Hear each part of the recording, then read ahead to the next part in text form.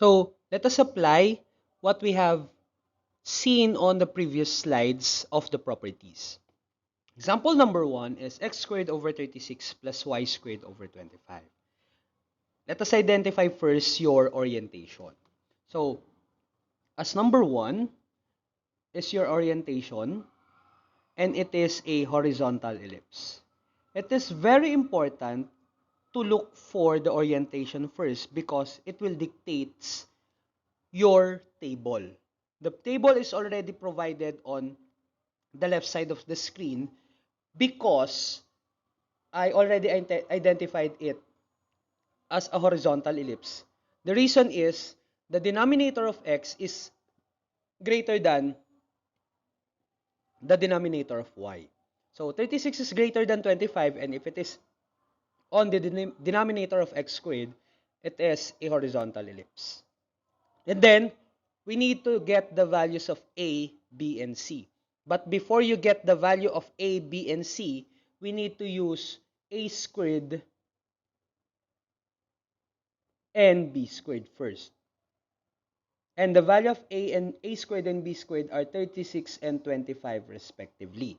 So we have already a squared and b squared. We can now use or solve for the value of a and b. For a and b, you just get the square root of the constant terms, and those are equal to 6 and 5.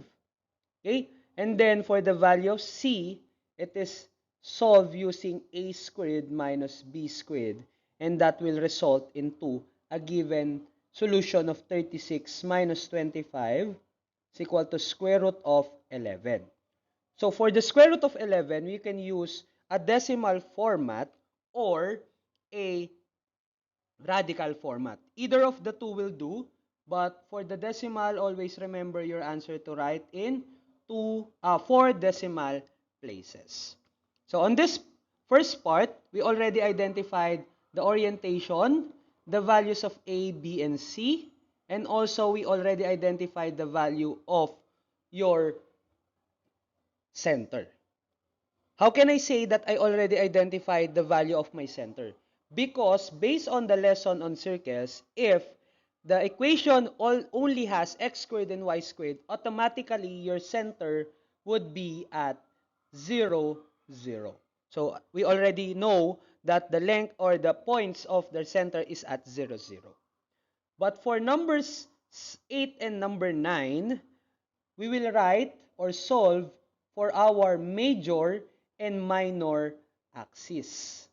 For major axis, it is being solved as 2a, and for the minor axis, it is equal to 2b.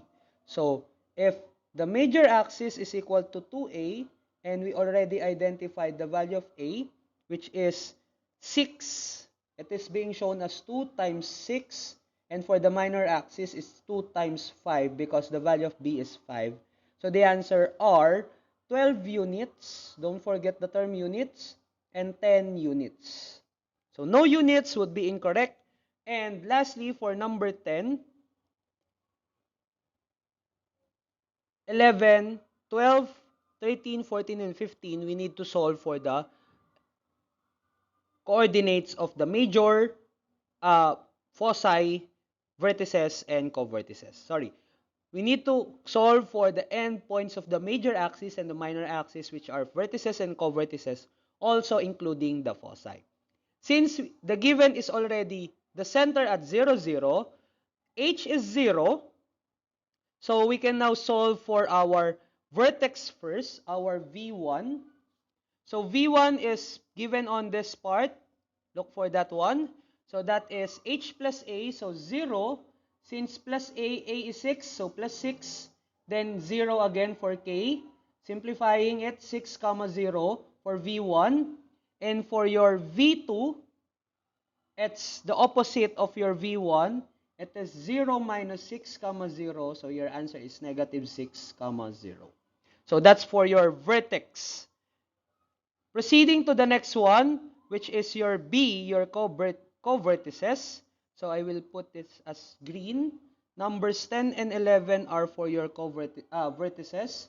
For 12 and 13, We have our co-vertices, color blue. I hope you can see it. W1 and W2. The solution would be, this time it's h comma k plus b. It's 0 comma k is 0 plus 5 and 0 comma 0 minus 5. Simplifying, 0 positive 5 and 0 negative 5. And lastly, the foci or the focus, and number 14 and number 15 for that one. And that results in 2 F1 and F2. Let us put that in color green. I hope you can still see it, F1 and F2. And then, let us have 0, it's h plus c, and your c is square root of 11, so plus square root of 11 comma 0, it's 11. And then the other one is 0 minus square root of 11 comma 0. So you can write square root of 11 comma 0 and negative square root of 11 comma 0. Or, pwede tayo mag-or mga anak, decimal. So your or can be 0, it's not 0, it's 3.3166 comma 0 and negative 3.3166 comma 0. Either of the two will do, but make sure your decimal value are in 4 decimal places. Going to example number 2. For example number 2, we have given the equation x squared over 9 plus y squared over 25 is equal to 1. Compared to the first example, the denominator of y squared this time is greater than the denominator of x squared. Therefore, we can conclude that our a squared is on the denominator of y and it is for a vertical ellipse. So we can write now our orientation first, which is a vertical ellipse. And then, after writing your orientation, you can already identify your a squared and b squared, which are 25 and 9. Your a is equal to the square root of 25, which is 5. B is equal to 3. And then solve for the value of c, which is equal to the square root of 25 minus 9, which is equal to the square root of 16. And the answer is 4. So you have your A, B, and C already. Then identify the center. And as we can see, as just like example number 1, the coordinates of the center would be at 0, 0. Then continuing on our major axis is equal to 2a, 2 times 5, 10. And minor axis, 2b, 2 times 3, 9 units. Then you can now solve for our vertices, V1, having a solution there at h comma k plus a. Since this is a vertical, we should add it on our k coordinates for your going upwards and downward values. So if h is 0, then 0 din si k, plus a tayo, which is 5, and your V2 is 0, 0 minus 5. So simplifying, 0, 5, 0, negative 5. For W2 and W1, we have 0 there on the screen on the lower part. We have this one, plus b on h end minus b. So you will write 0 plus 3, 0, and 0 minus 3, 0. So your answers are 3, 0, and negative 3, 0. So don't forget to write it inside the parentheses. Then, for the foci or focus, we have 0, 0 plus c, which is 4, and 0, 0 minus 4, that is 0, 4, and 0, negative 4. So that's for your example number 2 on the given ellipse in a vertical format. For example number 3, let us have x squared over 8 plus y squared over 3 is equal to 1.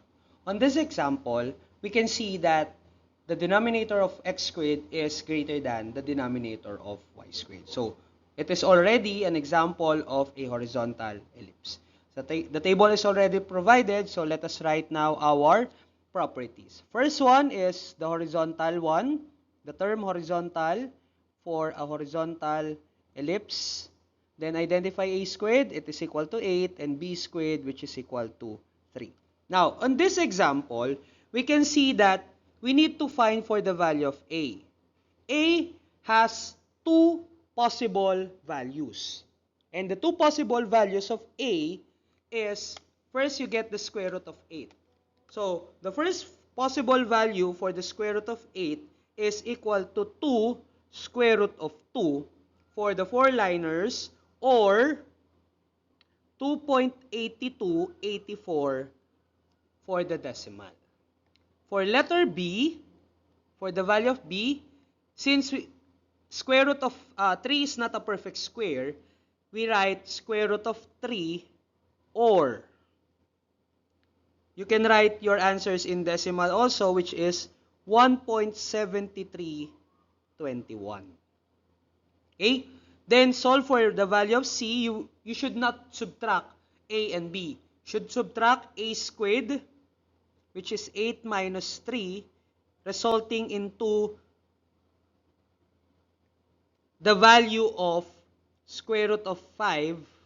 And square root of 5 is your answer, or you can write your answer into 4 decimal places, which is 2.2361.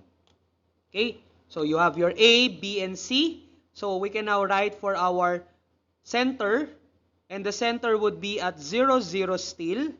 Then for the major axis would be equal to 2A, which is 2 times 2 square root of 2. So your answer can be 4 square root of 2, or you can write your answer in decimal value. 4 square root of 2 is equal to 5.6569. Okay? So you can also multiply 2.8284 into 2, and as you can see there, your calcu gives us 65.68. So there are three possible answers, or 5.6568 here. Kahit alin sa tatlo yung major axis natin. For the minor axis, we have 2b, which is equal to 2 times square root of 3. So 2 square root of 3 is the answer, or you can have your 2 square root of 3 as decimal, which is 3.4641, or you can simply multiply 1.7321 to 2, and the answer is 3.4642. So there are three possible answers for that one. Now, for your vertex, since this is a horizontal ellipse, your V1 is equal to 0 plus A, which is 2 square root of 2, comma 0, and your V2 is 0 minus 2 square root of 2, comma 0. So there are two possible answers. Since your A is a radical format or a decimal format, so the possible values for your V2, I will write V2 here instead. 0 minus 2 square root of 2, comma 0. So this would be 2 square root of 2, comma 0, or 2.8284, comma 0. For V2 is negative 2 square root of 2, comma 0, or negative 2.8284, comma 0. That's for your V1 and V2. For your W1 and W2, you have B as square root of 3, so that results into 0, 0 plus square root of 3, and 0, comma 0 minus square root of 3. So there are two possible answers. The answers are 0, comma square root of 3 and 0, comma negative square root of 3. Or in decimal places, you can write your answer as 0, comma 1.7321 or 0, comma negative 1.7321. For f sub 1 and f sub 2, continuing to the pattern, square root of 5, so on the table, foci should be added plus c. So 0 plus square root of 5, comma 0, and 0 minus square root of 5, comma 0. And the answer would be square root of 5, comma 0, and negative square root of 5, comma 0. Lastly, you can write your answers in decimal format, 2.2361 o comma 0, or for F2, negative 2.2361, comma 0. So those are your possible answers for example number 3. For example number 4 and number 5, we will now have a center that is not on the origin. This time, we already have the values for our h and k. First, identify if it is a horizontal or a vertical ellipse. Okay? On this given, the denominator of x is greater than the denominator of y. So therefore, this is a horizontal ellipse. Okay? And then, let us now identify if the value of a, b, and c using a squared and b squared. But before that, let me write here around our answer. Horizontal. So that is the solution. So later on, you will see the answer here. Then, a squared is equal to 9 and your b squared is equal to 4. Then, your a is equal to 3 and your b is equal to 2. But in this case, your c is equal to the square root of 9 minus 4, which is equal to square root of 5, or square root of 5 again is in decimal format of 2.2361. Okay, so later on you will use this as the values of the foci, vertices, and covertices are being solved. But for the center, please be careful. Again, according to the rules that we have followed on the circle, if the given coordinates is negative inside, it should be positive outside. So if it's negative 4, it should be 4, comma 1. So that's your center.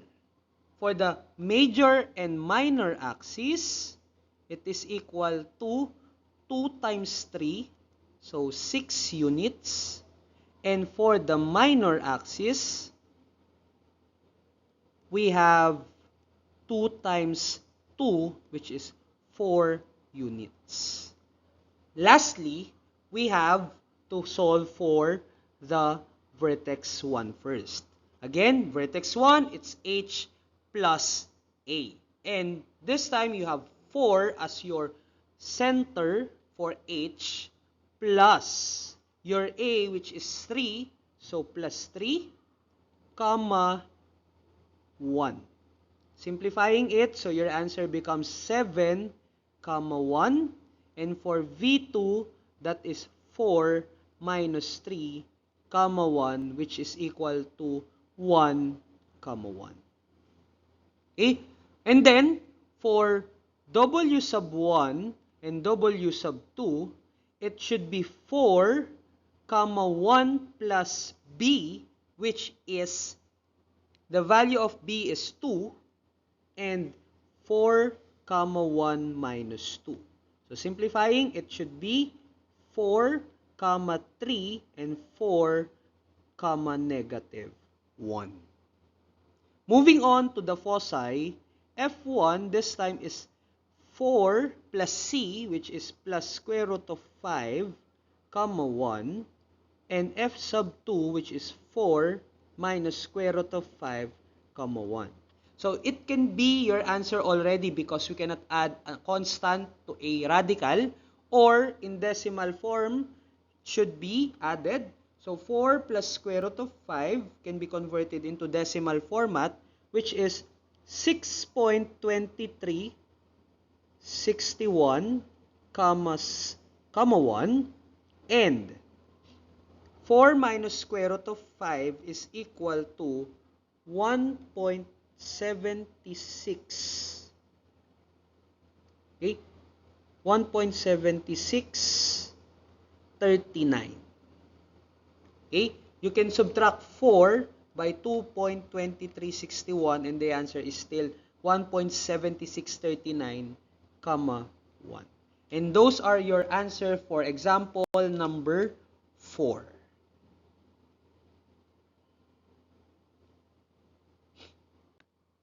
For example number 5, we can see here x plus 3 quantity squared over 9 plus y minus 5 quantity squared over 36 is equal to 1. On this example, the denominator of y is greater than 36 this time. So this is an example of a vertical ellipse. Okay, so be careful on the properties that we have. So let us write first vertical. And then write the values of your a squared and b squared, which are 36 and 9 respectively. Therefore, a and b are equal to 6 and 3 also. And then, for c, we will solve it by subtracting a squared minus b squared. And this answer for 36 minus 9, it's still not a perfect square number, which is square root of 27. But on your calculator, we can simplify the square root of 27. Okay? Or, you can write it into decimal places. So, square root of 27 has a factor which is equal to 3 square root of 3 or decimal na 5.1962. It's up to you. What will you use? Because it will affect your answers for the vertices, foci, and covertices. Continuing to the center, so your center is this time negative 3 and positive 5. Okay? Because 3 is positive and negative si 5, pag nilabas, automatic that would be a change of sign. And for our last part, your major and minor axis. Major axis is equal to 2a. So that's 2 times 6. So 12 units na automatic ang ating major axis. Minor axis naman natin ay equal to 2 times 3. So 6 units. And then, proceed na tayo sa vertex, V1. So your V1 is vertical, negative 3, 5, plus 6, and V2, which is negative 3, 5, minus 6. So that results into negative 3, 11, and negative 3, negative 1. Okay? So that's your vertices. For W1 and W2, we have negative 3. This time it's plus B. So plus 3, 5 rather. Then negative 3 minus 3, 5. So it results into 0, 5 and negative 6, 5.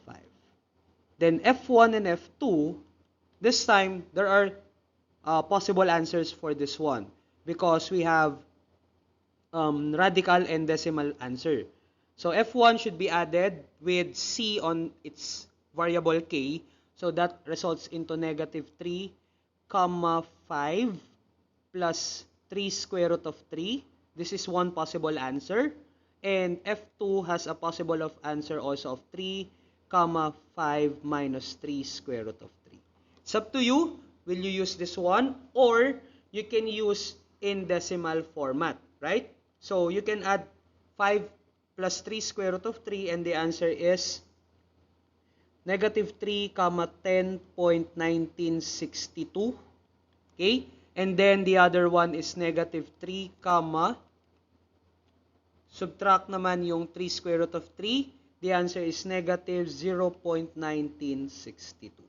So those are the answers for example number 5 of our given vertical ellipse, finding its properties.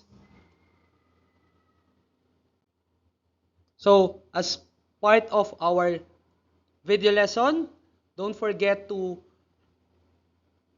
learn, don't forget to practice, don't forget to do whatever is given to you, and don't forget that math is not a subject of watching, it is a subject of mastery, mastering how to solve, how to do the things step by step, little by little before you master it, right? So that's all for this video lesson for the circle. You can now finish all the topics, all your activities, and all your quizzes. Goodbye and thank you. See you to the next video, which is the next conic section, which is all about parabola.